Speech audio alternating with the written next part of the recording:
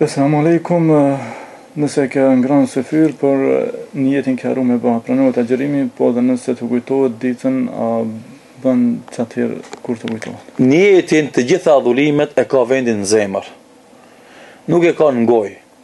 Nëse ti e bën me zemër niyetin, kjo është bazë. Nëse don me forcu dhe me gojë nuk prish punë, po jo me bë, domethënë si bazë, se baza është niyeti në zemër. Dhe kështu që ti kur e çon sy fyr, do pse e çon ora 2:30 ti? Kush qohet në ora 2:30 me hangër bukë? Nuk qohet as kush tjetër veç atij që don ma xhiru nesër.